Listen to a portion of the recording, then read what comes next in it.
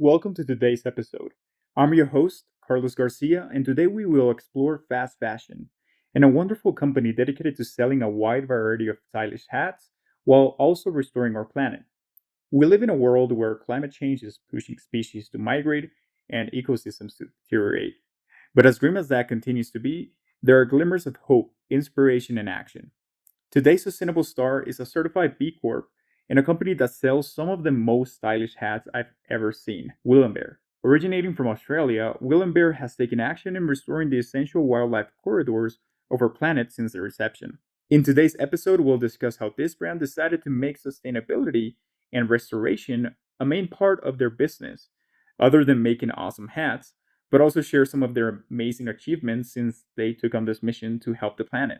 As we should, let's discuss who and what Will and Bear is.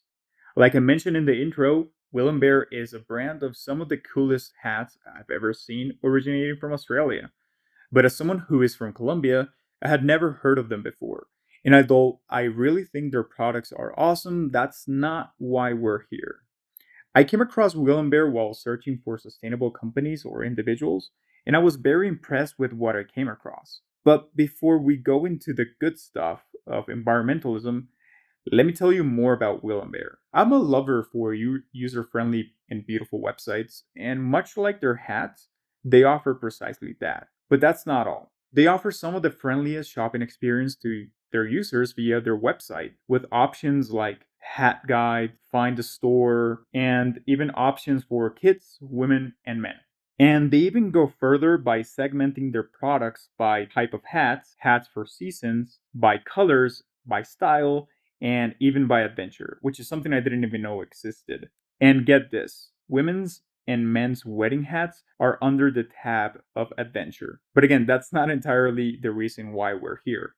Even though I love finding incredible businesses or individuals that excel and give their best in what they do, Will and Bear's initiatives were pretty mouth opening. Starting with the fact that embedded into their company's constitution, they pledged to give back a minimum of 2% of their sales to nonprofit organizations. This brings me back memories from our first episode of Free Lives donating 8% of their Steam sales. Also, just like Free Lives, Will and Bear started planting trees.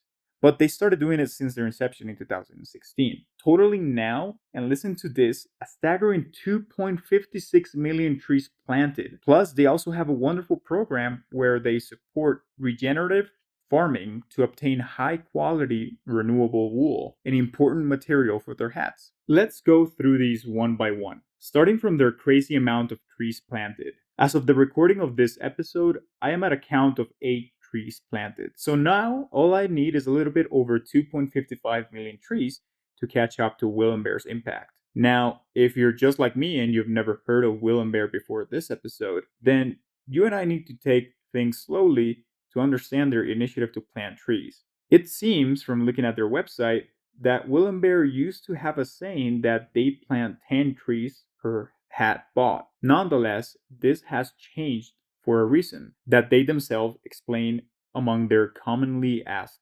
questions. The reason is very simple, to be honest. Will and Bear used to plant these 10 trees per hat through a specific organization, but then got the opportunity to plant trees in their home country of Australia. Unfortunately, with this change comes a new cost structure, and the cost per tree planted grows. On the other hand, it's important to highlight that they are still following their embedded pledge of donating 2% of sales to nonprofits that follow an environmental restoration. Additionally, with this change, it also means that they're restoring the native trees in their home country, essentially restoring wildlife corridors. Before we begin talking about their next initiative, let's put into perspective how many trees Will and Bear have planted through different organizations. Since 2016, Will and Bear has planted an incredible 2.56 million trees. To put that into perspective, that's over 780 acres of degraded farmland transformed into fertile forests. If you're wondering what 780 acres looks like, imagine nearly 600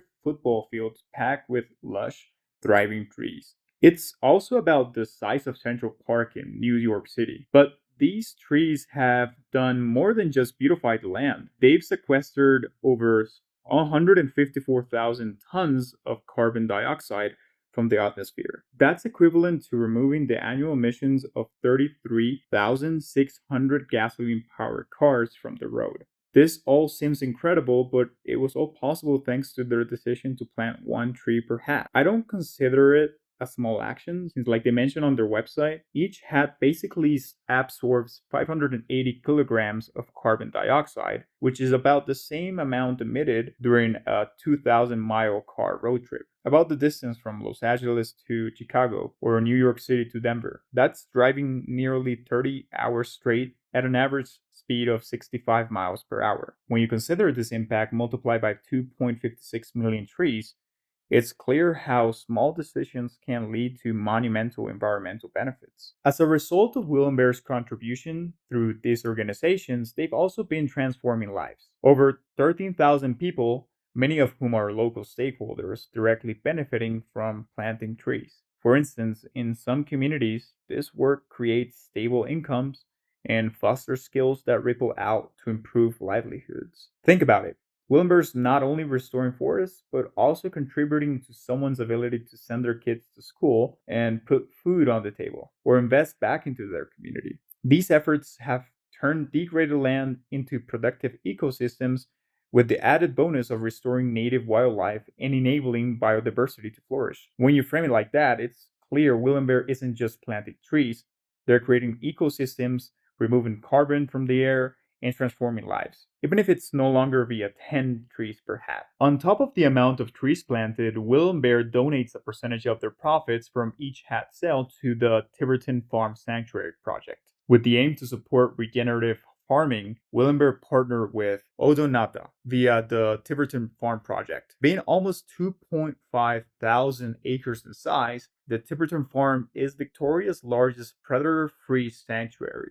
The farm raises merino sheep for high quality regenerative wool and provides a refuge for endangered eastern barred bandicoots. Again, if you're not from the land down under like me, you're probably wondering what an eastern barred bandicoot is. Well, I'm glad you asked, because it is one of the cutest marsupials you'll ever see. They're about the size of a rabbit, and sadly, there's approximately less than 5,000 left on our planet living in protected sites and reserves in Victoria, Australia. One of those places is the Tiverton Farm. Now, if you think 5,000 is a lot, you're horribly wrong. Picture the team with the worst attendance record in NBA history. Apparently, per WCNC, the Hornets had an average of 16,000 people coming to watch the games. If they were surprised and considered this low, imagine only 5,000 of you being left in this world. That's how horrifying the current population of eastern barred bandicoot species really is. These little marsupials do more than tug at our heartstrings. They play a vital role in the environment. Known as ecosystem engineers, their digging improves soil quality and enhances vegetation health by turning over up to 13 kilograms of soil each night. That's equivalent to flipping over the weight of a bowling ball every single night. Thanks to Will and Bear's support of the Odonota Foundation, Tiverton Farm has seen remarkable success. Just 3 years ago, there were only 34 eastern barred bandicoots at the sanctuary. Fast forward to 2023, and their numbers have skyrocketed to around 3,000. A massive win for conservation. Partnership doesn't stop at protecting the bandicoots.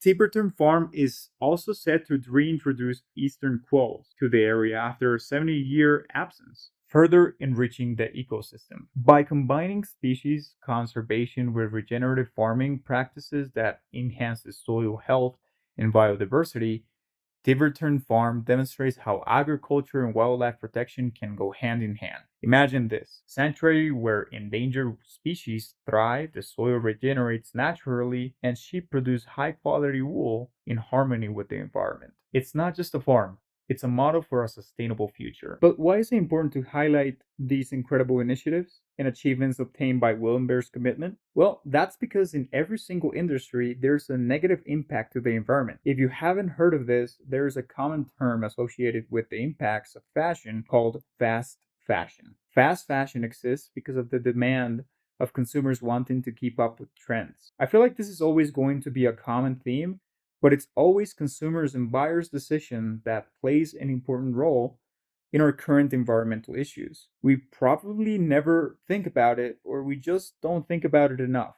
But a product's life cycle, any product's life cycle, has an impact. This industry is considered to be the second largest consumer of water and is also responsible for about 10% of global carbon emissions, according to the UN Environment Assembly. Did you know that t shirts and jeans can take up to 8,000 liters of water to produce? That's the equivalent of a single person drinking 32,000 glasses of water in one day. But the consumption of water isn't the only thing impacted by the fashion industry. Consider the water needed to grow cotton plants. The areas of land where native trees and plants were cut down to plant cotton, the carbon dioxide emissions from transporting the cotton, and the water used in cleaning, dyeing, and preparing the cotton for textile production. Ultimately, supporting or buying from a company like Willem Bear is pretty motivating when you think about it. After all, Will and Bear focus on materials that have the least environmental impact and work within natural carbon cycles to improve the land used to source these materials. One example of this is the use of wool sourced from small farms. They utilize short fibers that are considered waste by the fashion industry, reducing the amount of waste produced per hat. They also use hemp, a sustainable material that requires no synthetic fertilizers or pesticides, and natural biodegradable straw materials, primarily palm and raffia. Palm fronds are hand braided to form a durable and robust structure for the hats. Wilbear is committed to designing hats that are durable and long lasting, reducing the need for frequent replacements, battling fast fashion.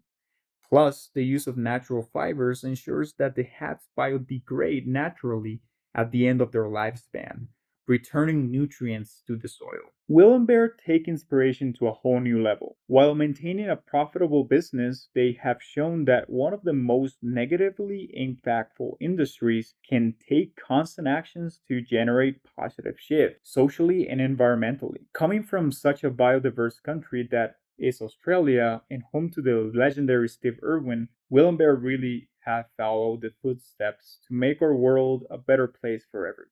Will and Bear are clearly the sustainable stars of this week, and while their actions and commitments are absolutely admirable, I want to highlight their support of the Tiverton Farm and the Odonata organization themselves. Being able to increase the population of existing eastern barred bandicoots from 34 to 3,000, which is a 8,000% increase in their sanctuary, is one of the best news I've read in quite a while. Thank you for joining me in this second episode of Sustainable Stars. I hope you enjoyed this episode where we discussed how an amazing brand can create an amazing buyer experience through their very user-friendly website and beautiful, stylish, and durable hats while still maintaining and fulfilling their commitment with the environment and society. The stars of this episode are Will and Bear. In an industry that is infamously known for being the second largest consumer of water and responsible for about 10% of the global carbon emissions, they are truly revolutionary. If you enjoyed this episode, don't forget to share it with others who care about sustainability or someone that loves buying lots of clothes. While we can't change or force anyone's buying habits, we can at least create consciousness. And if they do decide to buy a pretty awesome hat, then hopefully they choose a company that's environmentally conscious. Until next time, keep thinking about how we can all play a role in restoring our world, one small action at a time.